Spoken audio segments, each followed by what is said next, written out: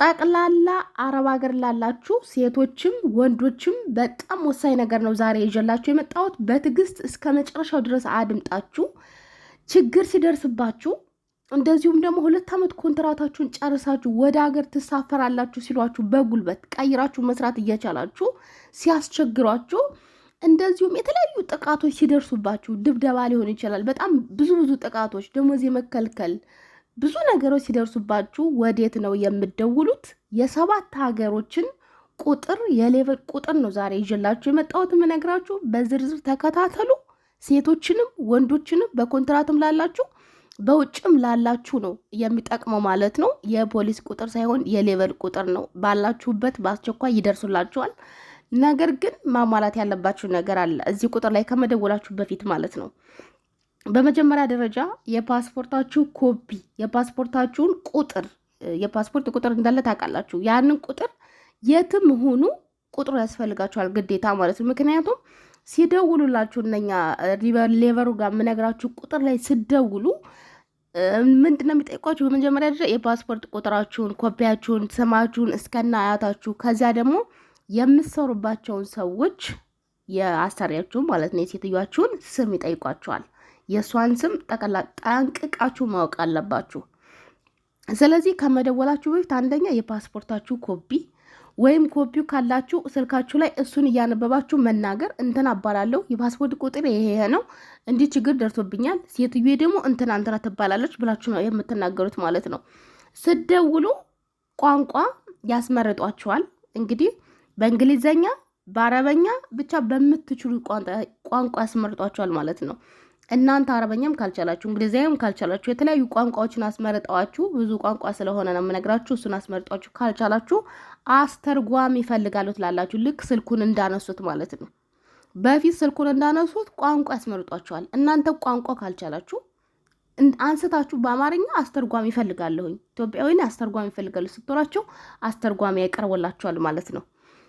ስለዚህ ምንም መጨናነቅ ያስፈልግም። ከዚህ በኋላ ችግር ደረሰብኝ ሴትዮ እንዲል ታረገኝ ነው ማለቃቀስ ይብቃ እና ቀጥታ አሁን የምነግራችሁ የምትደውሉበትን ቁጥር ነው ማለት ነው። እናንተ መፍታት ያቃታችሁ ችግር ከገጠማችሁ ከሰዎቻችሁ ጋር መግባባት ካቃታችሁ በዚህ ቁጥር ነው የምትደውሉት። በመጀመሪያ ደረጃ የዱባይ ልንገራችሁ።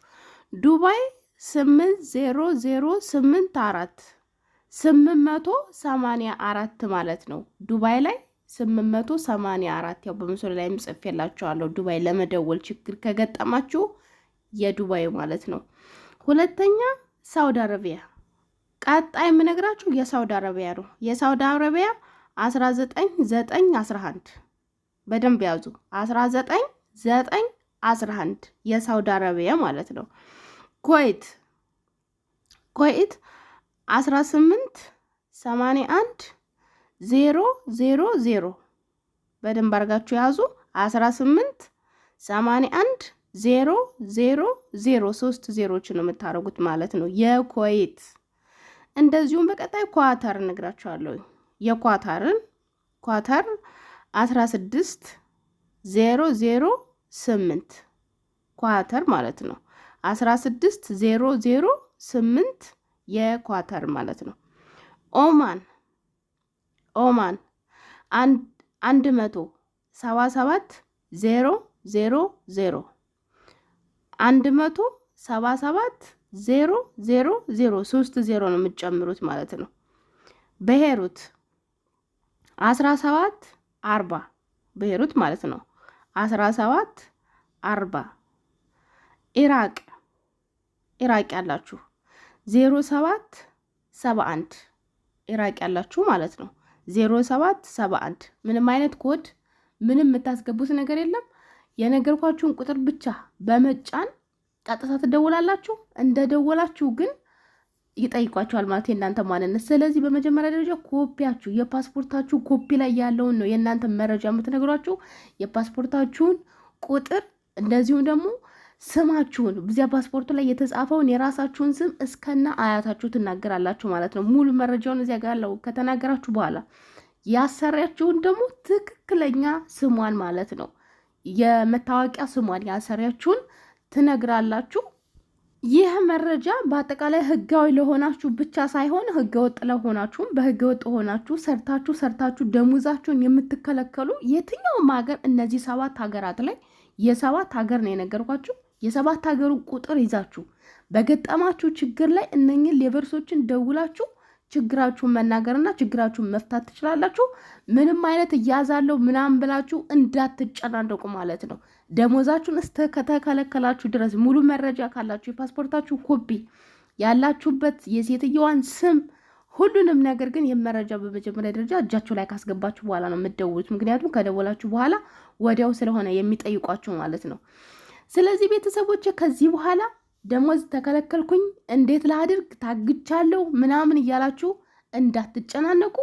ሁሉም መፍትሄ በእጃችሁ ነው ያለው። ምንም አይነት መጨናነቅ የለም ከዚህ በኋላ ማለት ነው። እዚህ የነገርኳችሁ ቁጥር ላይ እየደወላችሁ ወደ ሀገርም ደግሞ ያለ ፍላጎታችሁ ወደ ሀገራችሁ ትሄዳላችሁ ከተባላችሁ፣ ቢሮ ቀይራችሁ መስራት አትችሉም ከተባላችሁ፣ እንደዚሁም ደግሞ እናንተ አቅም ኖራችሁ በራሳችሁ በካምፓኒ ይሁን በምንም ይሁን በምን ወረቀት አሰርታችሁ መንቀሳቀስ ከፈለጋችሁ ብቻ ከአሰሪዎቻችሁ ጋር አጉል ግብግብ ከመግጠማችሁ በፊት እናንተም እንደማትፈቱት ካወቃችሁ ችግራችሁን የነገርኳችሁ ቁጥር ላይ ደውላችሁ ችግራችሁን ያለውን ነገር ተናገሩ ማለት ነው። እነሱ ምንም አይነት ጊዜ ሳይፈጁ ነው እናንተ ጋር የሚደርሱት።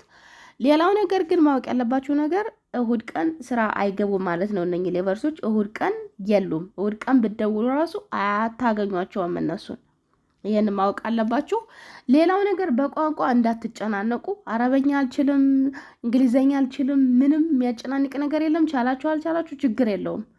እኔ ቋንቋ አልችልም አስተርጓሚ ነው የምፈልገው ማለት ትችልሽ፣ በአማርኛ ማለት ነው። ያመጡላችኋል አስተርጓሚ፣ እዚያው ነው የሚያመጡላችሁ። ስለዚህ እንግዲህ ያለው ነገር ይሄ ነው። ኮሜንት ላይ ትላንት በሰራሁት ቪዲዮ ስር እባክሽን ቁጥሩን ላኪልኝ ያላችሁ ልጆች አላችሁ። ያለውን ነገር መረጃውን እዚያ ኮሜንት ላይ መጻፍ በጣም ከባድ ነው። እንግዲህ መቼ ነው የሚገኙት? ማዘጋጀት ያለባችሁን የፓስፖርት ቁጥራችሁን፣ ስማችሁን፣ ያለውን ነገር በኮሜንት መጻፍ ስለከበደ ነው እንዲዘርዘር አድርጌ ይዤላችሁ የመጣሁት ማለት ነው።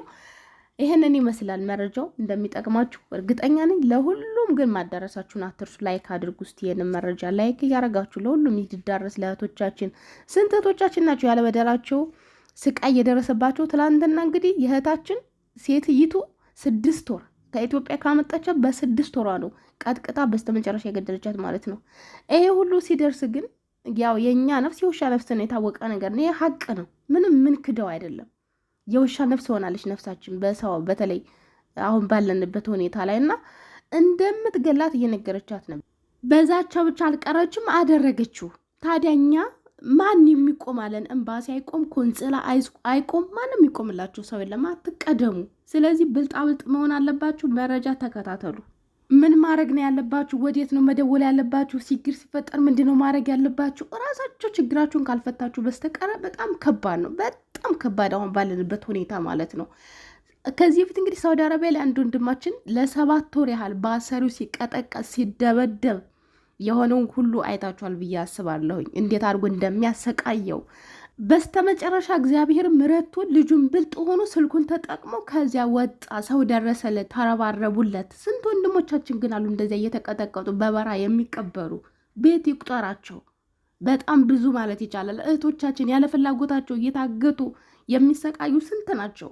ማንም አይደርስላችሁም። ራሳችሁ ብልጥ መሆን አለባችሁ።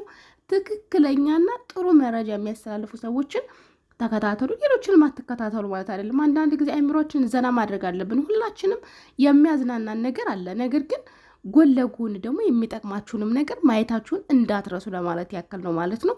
ቤተሰቦች ለማንኛውም በድጋሚ እስከምንገናኝ ድረስ በያላችሁበት ሰላማችሁ ይብዛልኝ። ይሄንን ወሳኝ መረጃ ለሁሉም እንዲደርስ ግን ላይክ ማድረጋችሁን በጭራሽ እንዳትረሱ።